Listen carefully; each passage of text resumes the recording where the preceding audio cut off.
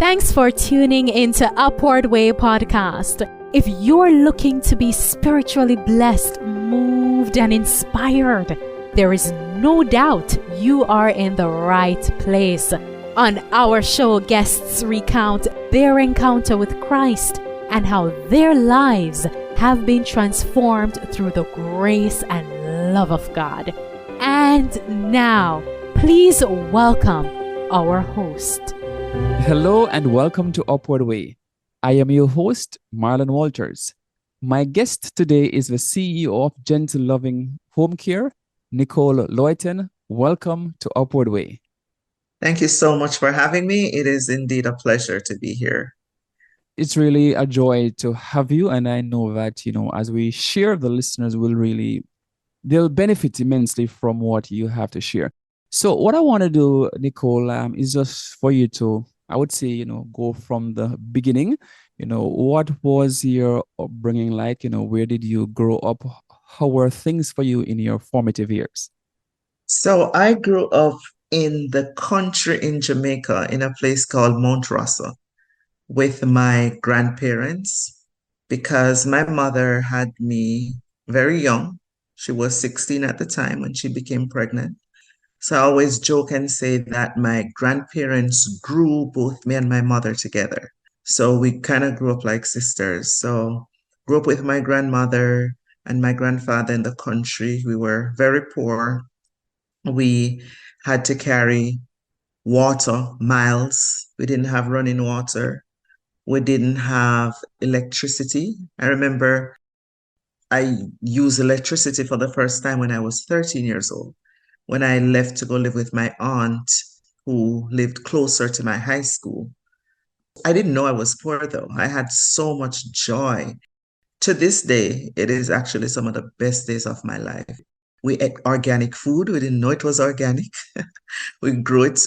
We had our own farm and we ate what we grew.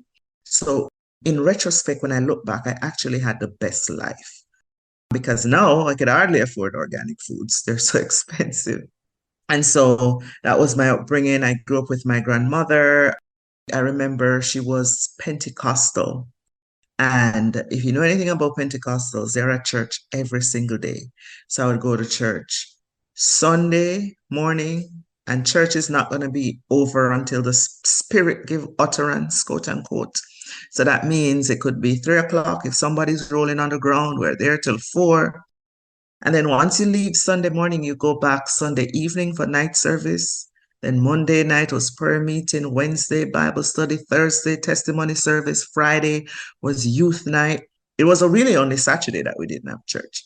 I was brought up in the church though, so that was good, and I love church. And that was really how I was brought up.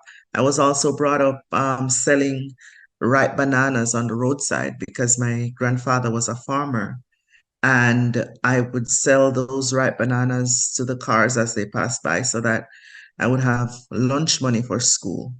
So even thinking about it now from I was about 8-year-old, I've been an entrepreneur selling on the road. So I had a very colorful and vibrant upbringing and start, and I absolutely love it. I love the way you segue into that, from you're like 8, 9 years old, you have been an entrepreneur. And, later on, we'll talk a bit more about, your entrepreneurial endeavors. So you paint a lovely picture of, as you said, it was colorful. You were quote unquote poor in terms of maybe not having a lot economically. But at the same time, you were able to enjoy a very beautiful life, filled with activities. So those early years, you said, you didn't know that you were poor. So can you recall any challenge that you faced maybe with school in the community that maybe kind of asked you to question, why are things the way they were? Absolutely. I remember I started school when I was 2.5.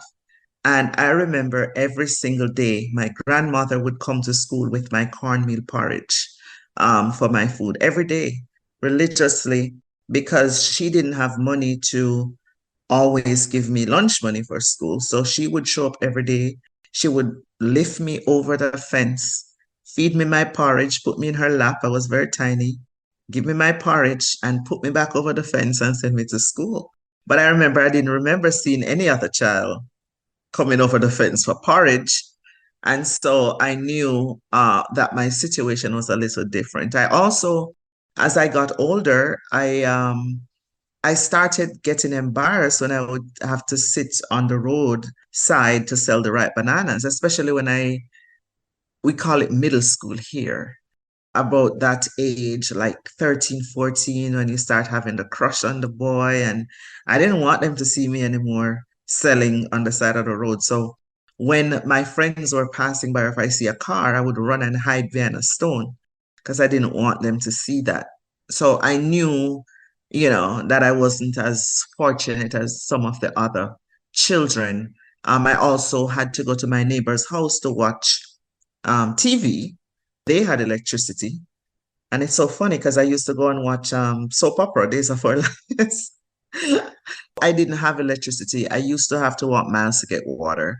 Other people had those things. So, yes, I knew that my life was different. I'm deliberate with the question I ask because, sometimes persons will look at your life, as you go through the years and there's what we consider success and real success, and they say, oh, you had it made, you were lucky. So how did you overcome those challenges, sometimes being embarrassed, but to stick to it to ensure that your educational goals were achieved? How did you manage to study that kind of thing?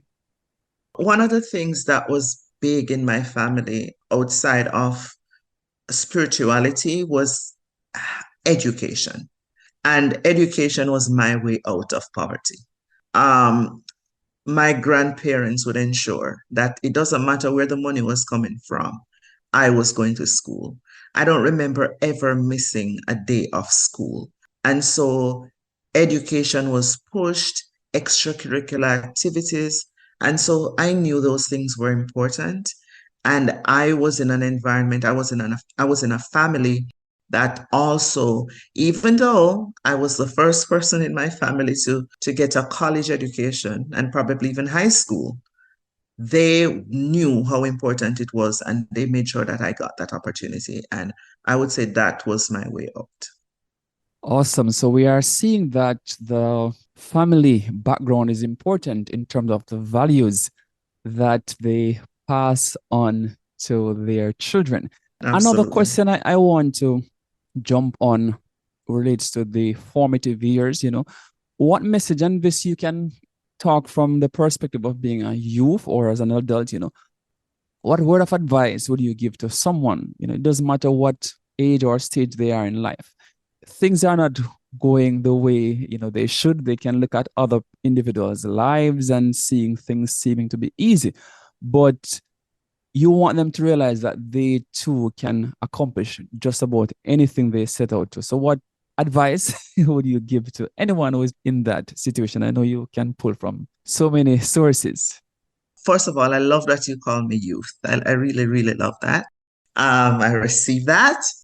You know, to be honest with you, I didn't necessarily see anyone in my family outside of my grandmother selling her ripe bananas, but I didn't really see anyone in my family going to college or doing the things that I aspired to. But I looked to other role models. Like I remember from as young as I could remember, I would go before that mirror and practice saying my name.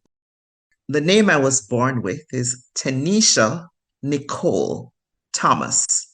Now, when I got married, I switched my first with my middle name, and my married name is Loiten. But I was born with Tanisha Nicole Thomas. And I would go before that mirror almost every day. And I would say, this is Tanisha Thomas for JBC News. I always wanted to be a journalist, and it was based on what I saw on TV. I just knew that I wanted to be a journalist. And I looked on those people, those news anchors, as a role model. And I eventually went to Northern Caribbean University, did mass communication. I was a news reporter, I was a journalist, public relations professional. I did it all in media. And so I would say to anyone who, probably come from a background like mine where you're not so economically fortunate as others, or you probably don't have role models in your family that you can look on, you can look outside of that.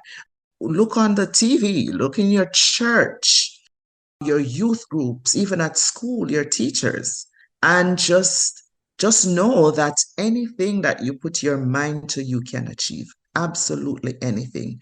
All you have to do is commit to it, hard work, dedication, and believe in yourself, and you can do it. I am an example. Powerful stuff there, and I hope in case you missed what Nicole just shared, you could just rewind that part of the interview to ensure that those gems you can really unearth. And as you just said, people say, you can speak it into being, you can dream it, whatever terms you want to use. It's just about believing. Now, I want to segue into, I would say, the many hats that you wear. And when we talk about many hats, people sometimes imagine maybe a clown-looking figure with several hats stacked on his head. But in your case, that's not really it. You really serve in different capacities. So you are the CEO of, and I want to make sure I say it properly, of Gentle Loving Home Care. And I will give you a chance to talk about that in a bit. But even before that, you have worked in different areas. You're a motivational speaker. You are an entrepreneur. You worked in media. So, importantly, you also, are, I would say, a minister of the gospel. You share the word of God day in, day out. So just walk us through some of those hats before we come to you being CEO of, Gentle Loving Home Care. Here's what I believe. And I think the late Miles Monroe says it best. I believe that we should go to the grave empty. And what that means is every single gift that God gave us, we should use them for His glory. Find out what your gift is. And if you don't know what your gift is, I actually have a book on Amazon called What Am I Good At? I think it's on it like for $5. So go grab that book and find out what your gifts are. Develop those gifts and use them to the glory of God. And that's exactly what I did. So from I was a little girl, the environment again, my mother used to make sure that I was she volunteered me for everything, right? She also made sure that I was always on the stages. I was at church doing stuff on the stage. She saw that I had a gift for public speaking. So I started doing oratorical competitions. And so she started to hone that gift. And then I went and studied media. And, I just continued to use that gift wherever a door is open to me. I speak all over. I preach the gospel. I motivate when I can. I write. I just believe in using every single thing that God has given me to create an impact. It kind of reminds me of the story of the talents. And God is going to be very upset. I also sing. God is also going to be very mad with some of us when he comes back and say, "Hey, I gave you these things. What did you do with them?" And so once God gives you something, you are supposed to use it. We are supposed to have many hats because we're multifaceted people. And so we should do it all for the glory of God. I'm happy the way you have answered. I'm happy the way you have answered because everything you attribute back to God, and I love the story of the talents just as well. And you mentioned the church, that's where things started. And I've listened to so many success stories over the years, and they attribute I started in the church. One person people would refer us to as one of the greatest singers. That would be Whitney Houston. That was where she started. And, coming from Jamaica, we are both from Jamaica. Some of our popular artists, we'll say DJs, whatever term we want to use, they started in the church, but they drifted away. So there are persons I know who go to church. They are given opportunities to present, to share. and they shy away from it because maybe the stage isn't big enough. I wanted to also speak to those persons, Christians, church members, or let me just say religious individuals in a general sense. You have an opportunity to serve, in your local community, in your local congregation, but you are thinking you want to serve globally, but you don't want to start at that foundational level. What advice would you give those individuals? I've Well, seen it several times. absolutely. Well, the Bible says, if you are faithful over a few things, I will make you rulers over many things. You're absolutely right. I see it all the time. So, for example, my husband and I were the children's ministry leader for our church for 3 years.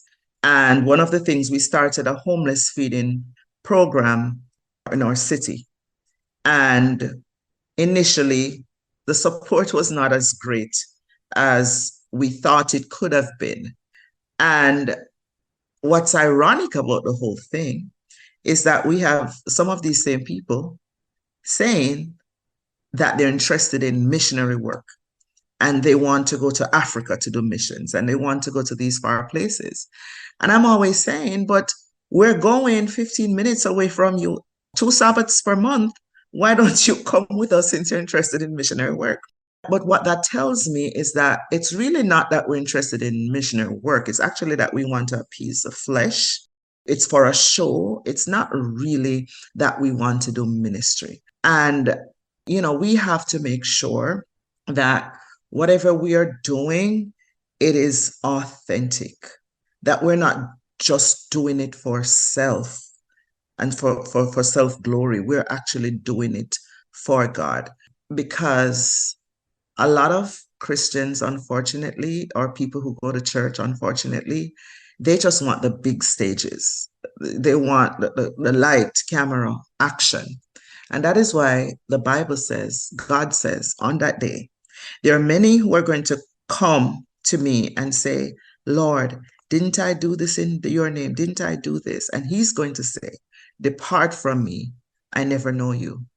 It is those people that are going to hear that. And so even as I do what I do for God, I'm always questioning my heart. I'm always questioning my motives to make sure that in everything that I do, God is glorified.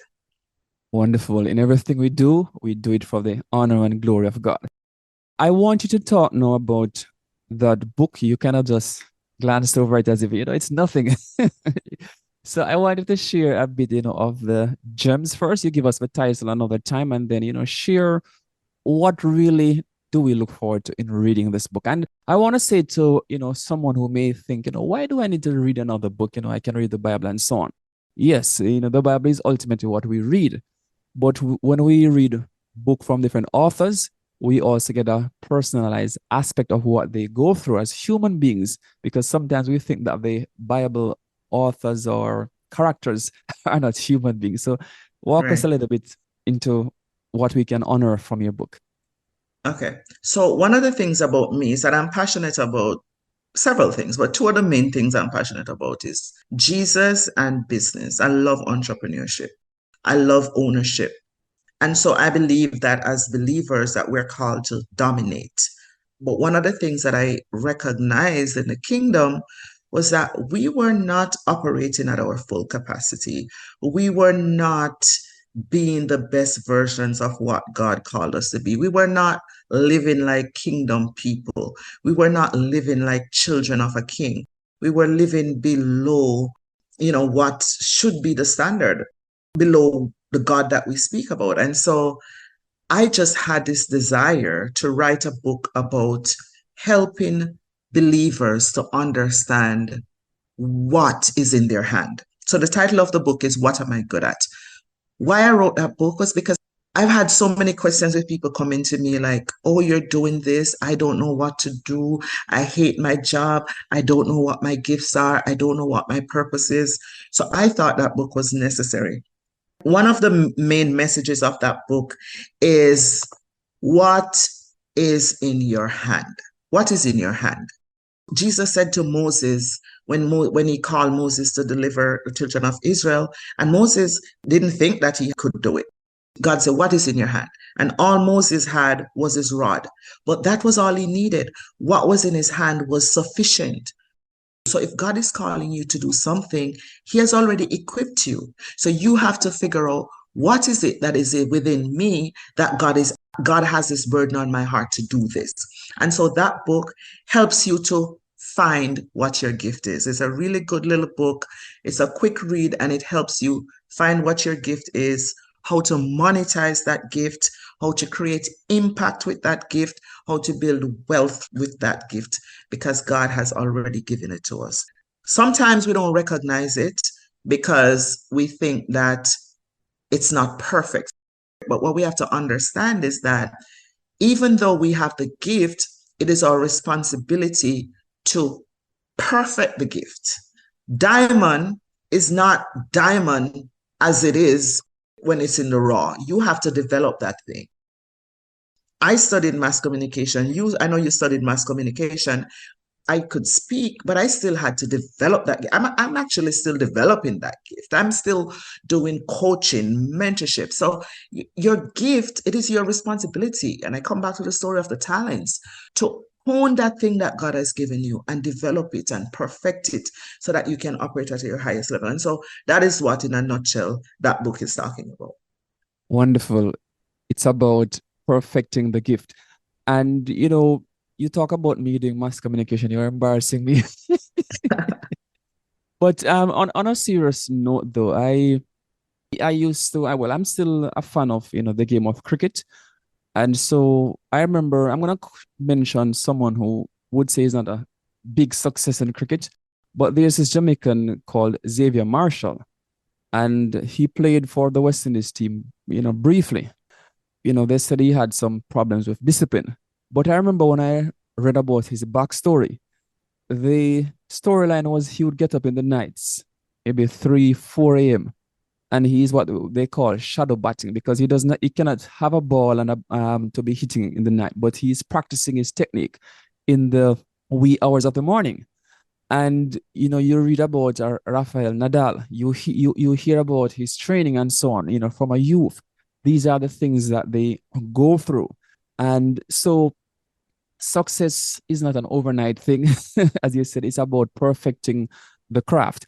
And similarly to what you say, for me, yes, I went and I did mass communication at Northern Caribbean University. But I will tell people that my training ground has always been the church. So, I learned a lot during those 4 years. But for me to be able to speak with confidence, it's really in the church where I learned those things. And having taught in the classroom also, that was also a part of my training ground. So yeah, we should really use our gifts to really serve God. I know you were going to say something else before, I cut, so you can continue. I was going to say this, as you mentioned that cricketer, it made me think about Asafa Powell. Most Jamaicans would know Asafa Powell. He is one of the still is one of the fastest runners in the world. And I remember Asafa was my classmate. And I remember Asafa, he would go to our local championships and he wouldn't win. Some of the times he would come almost last. And so our school, so even though he had the gift, it didn't really benefit our school, Charlemont High School, because he wasn't a fast runner, right? But what he has done over the years, he has taken that gift. He has taken that gift and worked on it, worked while others were sleeping, sacrificed until he became one of the fastest runners in the world. And that is an example of how you can have a gift. Yes, it's not perfect. You're not the best, but you work on it and then you can become the best. Yes, perfecting your gift. And I love that. There was this quote. I won't say all of it, but I remember in primary school, we were almost every day, the heights by great men are reached and kept. And sometimes it became a bit of an irritation and a nuisance for me. Yes. Because I keep hearing it. And I'm saying, what is this, that, they were toiling upward through the night. I'm saying, what is this? But now as an adult, I can understand Yes. what this, poem was really all about. It's really about, as you say, perfecting your gift. So Yes. we're gonna launch now into, fully you being an entrepreneur, and also you can, whichever entrepreneurial endeavor you want to talk about first, walk us into how did you transition to being, CEO of Gentle Loving Home Care, because this sounds as if it's nursing. And all along, you've been just talking about being a public speaker, being a media practitioner. So, how did you transition into that? So in 2009, about 2009, 2010, I came to America from Jamaica. Well, from Grenada, because I was actually living in Grenada at the time, doing some media work there. I came to America in the recession to live. When I came here, it was hard. There was nobody hiring at the time. And so I remember I sent out about 40 job applications and I didn't get a response. Well, there were a few people who told me why I wasn't getting any responses. So, for example, I couldn't work in radio because my accent is too strong.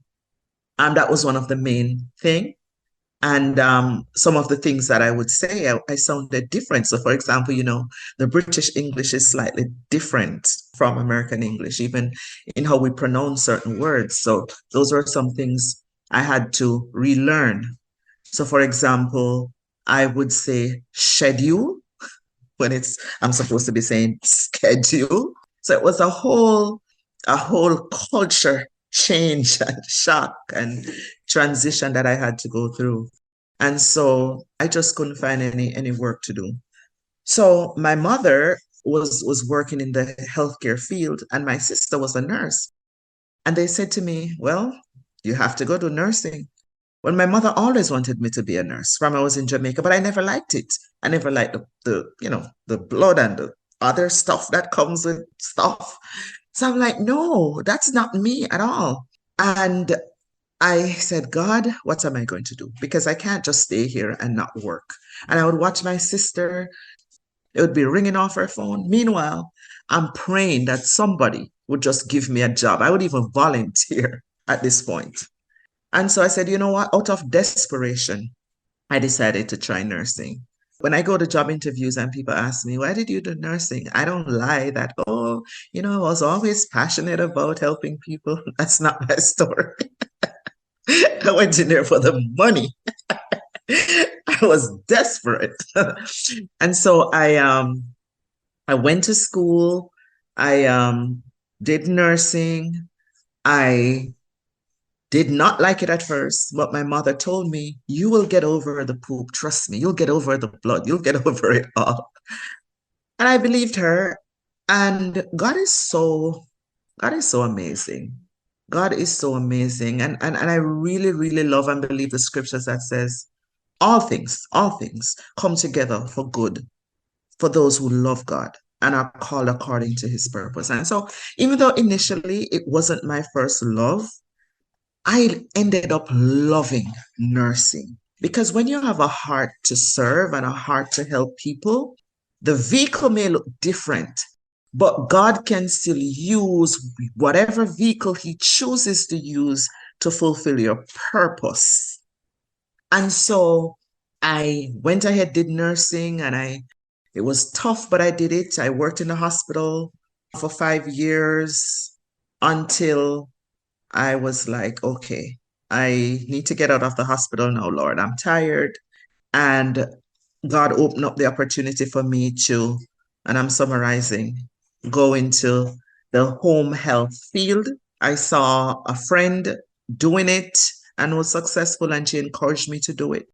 For those listening who don't know what that is, I have a home health agency, and what that is, it's like a staffing company. And what we do, we send nurses and nursing assistants into the homes of individuals who are probably sick or who are disabled or an elderly parent that you have that needs help to use the bathroom, children have to go to work, you need somebody to stay. That's what we do. And then in recent years, God shifted our business somewhat. And now we mostly specialize in children with special needs, specifically autism, Down syndrome, you name it. We send nurses and aides in the homes or hospitals, wherever these children are, to provide care for them. So what I love about what I do, Marlon, it's ministry. I get to serve. And so I always say to people, like sometimes people come to me and they're like, oh, I don't know what my purpose is, or oh God, I don't know if I should do this job or if I should do that job. And I always say, God can use whatever vehicle. Don't worry about the vehicle. It doesn't matter if I'm driving a Toyota or if I'm driving a Mercedes or if I'm driving a G-Wagon. That same vehicle can take me to my destination. So I feel like we need to stop being so focused on what is that one purpose, like what? No, God has called us to serve. God has called us to share. God has called us to impact the world. And as you could see with my life, I've done so many different things, so many different areas. People ask me, how do you go from communications to sciences to nursing? It does not matter. And I may do something else, but who I am at the core is love. Who I am at the core is a servant leader. Who I am at the core is a person with compassion. And so, whichever area that God puts me, I am going to do those same things, serve others. And so that's where I'm at now. We serve 8 counties in Florida. So we're in all of South Florida. We have 3 locations. We have over 500 caregivers and nurses who work for our company. We are planning to expand. Our goal is to service all of Florida. So God has blessed us. We're growing and we are just, taking everybody with us for the King. I love the sound of that. And that quote has me thinking the vehicle may look different, but God can use whatever vehicle to fulfill your destiny. There's a question I'm going to throw at you. Just as you said, you went into nursing out of desperation. There might be someone who is desperate too for employment and they are wondering, how could I gain employment with your company? What are the qualifications? So for the benefit of such a listener, if they would like to gain employment with you, what qualification do they need? Do they have to be in America? That sort of a thing. Yes, they would have to be in America. The field that I am in, it's highly regulated by the state. Why? Because we're taking care of some of the most vulnerable. We're taking care of children and we're taking care of the elderly. We're taking care of the sick. And so everyone who works for us, they go through rigorous background screening, fingerprinting. They would also have to do some training courses with how to take care of these people. But the training is not long though. It's really just a couple of weeks. You don't have to have a previous degree, but you definitely would have to have compassion. You definitely would have to love serving and caring for people. Those things are important because even though, yes, I was desperate for a job, I really couldn't have been a successful nurse if I didn't love people, if I didn't have a heart of compassion, if I didn't have a servant's heart. So those qualities are important. I always tell people when I'm hiring, I'm not looking for your skill set. I can always train you to do those things. But what I'm looking for is your attitude. I'm looking at your character, who you are as a person, because I cannot train those things, but everything else is easy. Yes, though would say soft skills, your interpersonal skills. Thanks for saying that because we are taught to, go after the money. So wherever the money is, that's where we should run. But importantly, you have to have the right attitude or else there'll be no success. Now, there's another question I'm going to throw at you. It's not anything difficult, but along your professional journey, what would have been some of and you alluded to one earlier when you just transitioned to the US, but what would have been some of maybe the setbacks, the hardships that you had to overcome, things that would say shake maybe your foundation, your decision making, did I make the right choice? Am I on the right path? What would have been maybe one or two of those challenges? And then how did you overcome? I know the answer already, but I still need you to answer. So, one of the challenges for me was when I came to America, I eventually had to get a student visa because my mother was filing for me at the time, but it was still in the process. So I got a student visa, and that made it very, very difficult because I was not so rich already. And now I had to be paying three times the tuition because I'm an international student. But I felt in my spirit that I should be doing a master's in mass communication because I had a bachelor's and that's what I love, even though I was in the recession. And my mother said to me, no, don't do that. Don't go to I was supposed to go to New York. Don't go to New York to do that. I don't think that's the best idea. I really think you should do nursing. And I really hated nursing. I'm like, I don't think I'm not going to do it. And so I got everything ready for New York. I got accepted into the school. I got the loan from Sally Mae because I needed to go back to the embassy to show them new proof and new things. I got the loan approval from Sally Mae. I got everything to go to New York. And I remember that weekend, somebody invited me to this church service one night, and I went. And this lady she was doing like the altar call, and she was calling up people to come to the altar. She was kind of looking in my direction. I was like, why is she looking in my direction? Like, because she appeared like she was some prophetess or something. Like, if she's a true prophetess, she should have seen that I'm already a Christian. Why is she like trying to, beckon me to come? So she insisted, and then she pointed at me and she said, yes, you, I need you to come. And I was already going up there, like, like I wasn't pleased. And then she said, the Lord said that you're planning to go take a trip to go to another state to study something that he's not calling you to do. That's not his will for you. Like, it was so plain. She basically told me everything. And I just started crying. And then I came back home and I called my mother and I said, Mommy, this happened. And she's like, well, I already told you. But I said, yes, but I couldn't receive it from you because you're my mother and, you get overly emotional and I know that you want to protect me. So I don't always know when to always take stuff from you.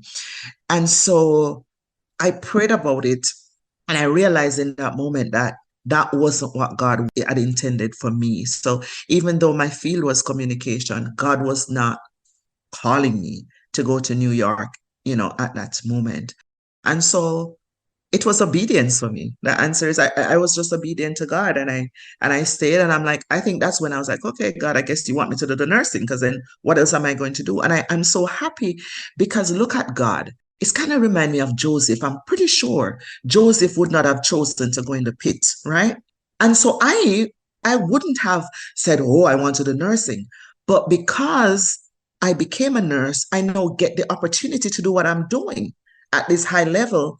I could serve all these hundreds of patients because I went through the training. Now I have a master's degree in nursing leadership and management, but I had to go through what I didn't want to do, those initial stages of the nursing, and remind me of Joseph with his brother. So, it just leads me to this point. Sometimes God don't really fully reveal your full purpose to you because if you see the journey that you're going to have to go through to get to your ultimate purpose, you're going to say, no, God, I don't want that.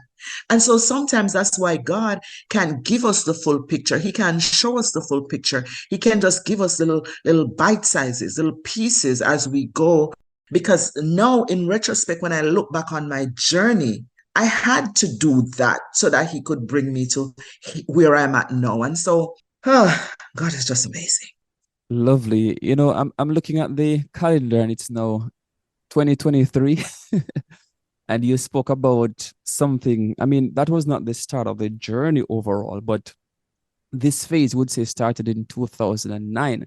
So that would have been, let us say, 14 years. And that is one of the things I say to individuals. Sometimes we read the Bible and we read, let us say, David, and we said David killed Goliath and he was a champion, and David became king. But between slaying Goliath, the enemy, and becoming king, there were several years. He was hiding in caves because he was now a fugitive. The king wanted his life.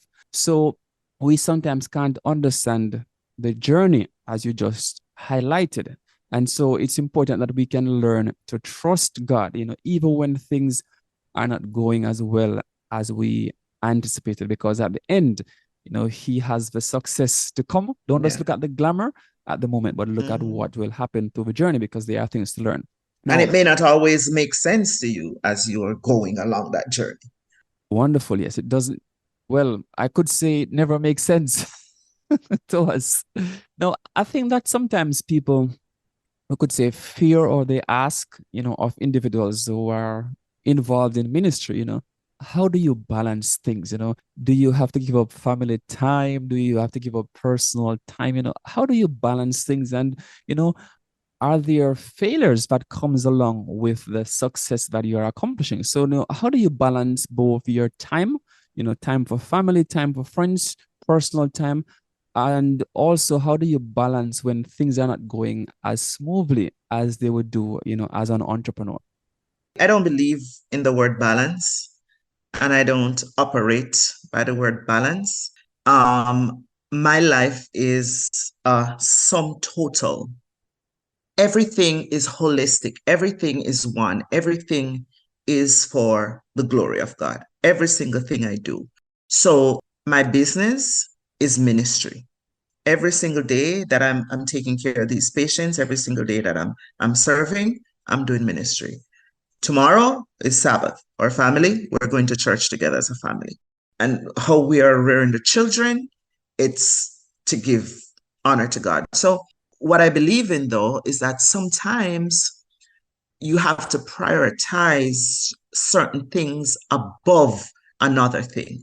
So, for example, if I realize that we have been spending a whole lot of time with the business because, right in the season, it's a busy season, then I say, okay, all right, I haven't been spending as much time with my husband. So next week, babe, let us spend some quality time together.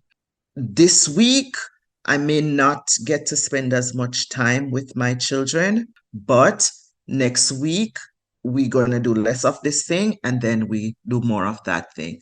So it's prioritizing as the need arises. And I'll give you even another example. So for 3 years, my husband and I led children's ministry at our church.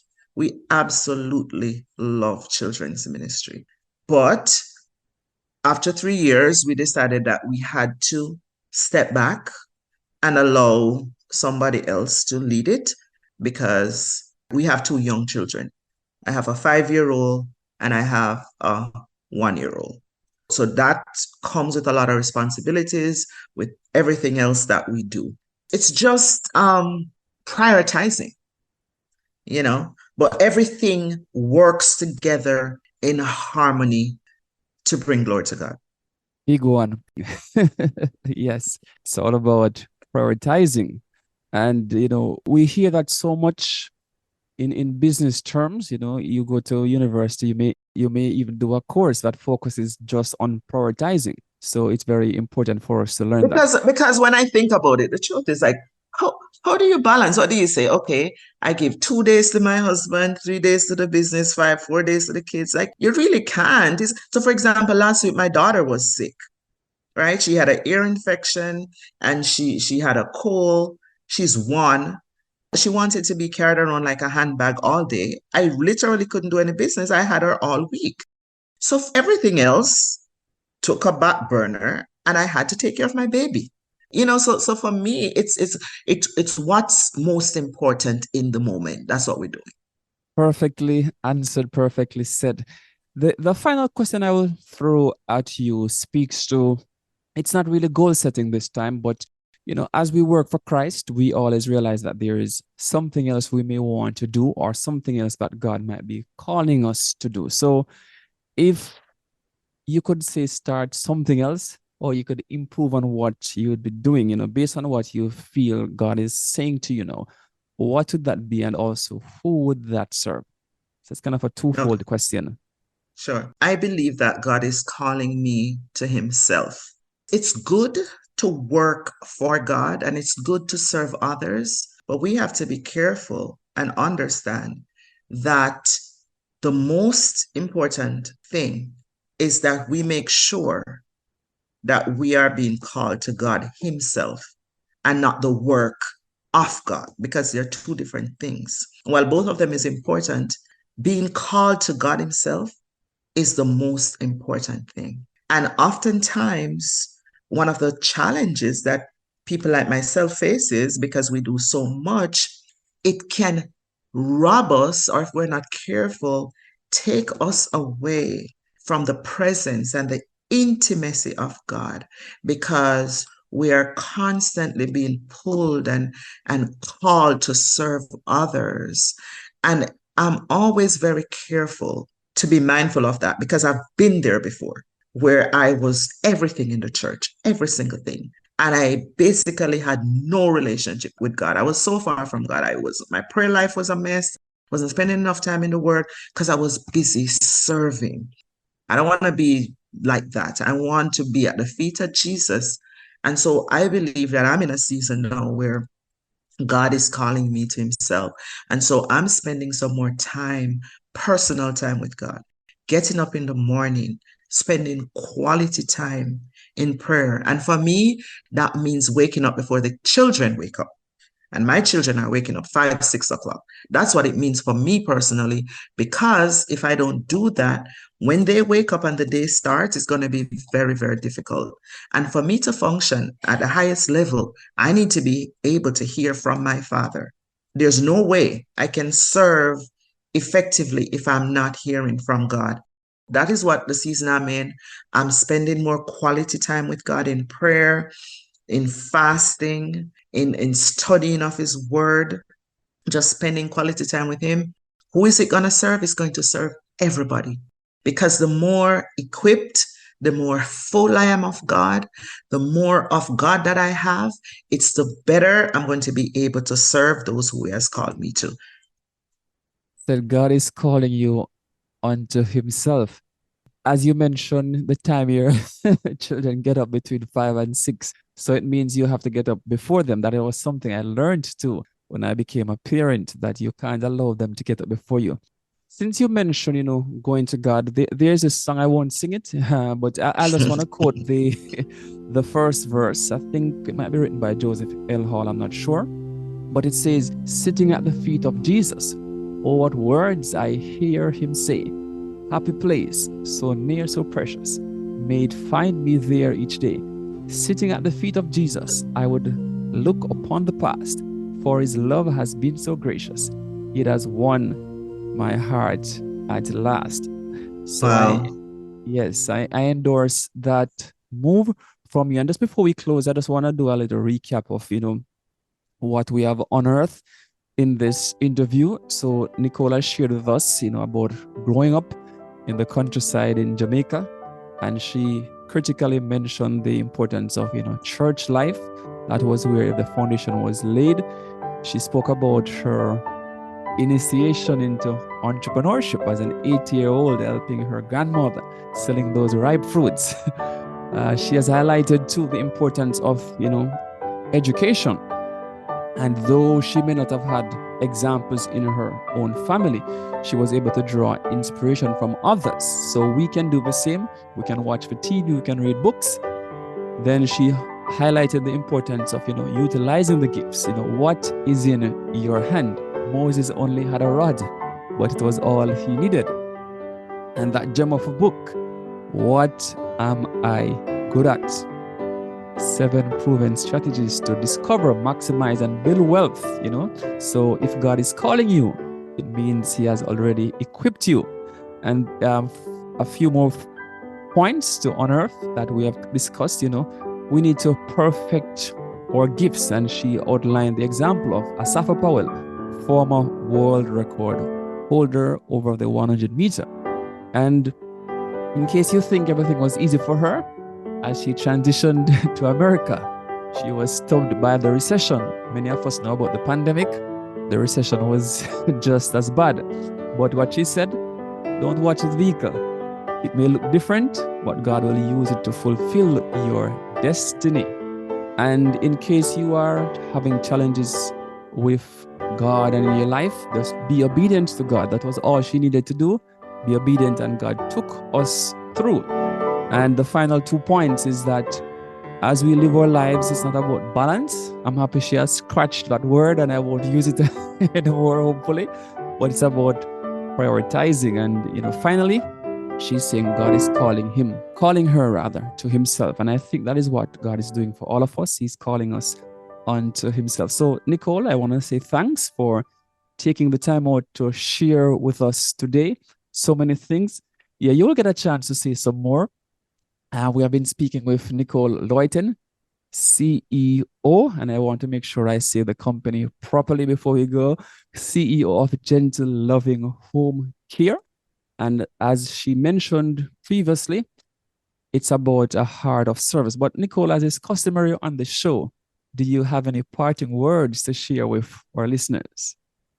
Before I share my parting word, I just want to say this, that I have a new devotional that is coming out, and I'll give your listeners a free sample of first 5 days. All they have to do is go to NicoleLoiten.com, and I'll spell that NicoleLoiten.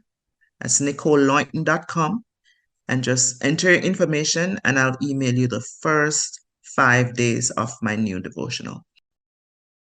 My parting words is this. One of my favorite verses, Matthew 6:33. Seek ye first the kingdom of God and his righteousness, and all these things will be added unto you.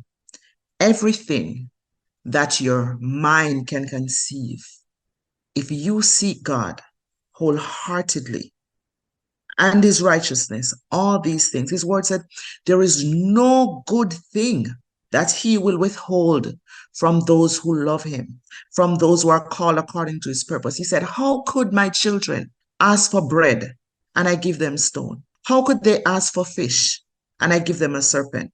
And so I encourage you today, seek God. Every single thing that you need is in God. It's not, I don't care what they say on the news. I don't care what they say in the media. We are of the kingdom, and our King has everything we need. Every single thing that we need is in the kingdom. You need a husband? He's in the kingdom. God gave me one. Another time I'll share that story. In the kingdom. You need money? In the kingdom. Every single thing that we need is right here. We're in the right place. Just stay here, follow what God says, and he will reward us. Everything we need, it's in the kingdom. You've been in tuned to Upward Way. Do join us again next week when we'll have another interesting guest sharing his or her story of faith. Subscribe to weekly episodes on the Apple, AWR, Spotify, Loud Voice, or Stitcher podcast. Of course, we welcome you to visit Upward Way Facebook page and also Upward Way webpage. You can click like, leave a comment at the end of this episode. And if you feel impressed to donate to the ministry, you are free to do that as well. But until then, I'm Marlon Walters saying goodbye. May God bless you. You've been listening to the Upward Way podcast, the #1 audio production show for people who want encouragement and reassurance in a muddled world.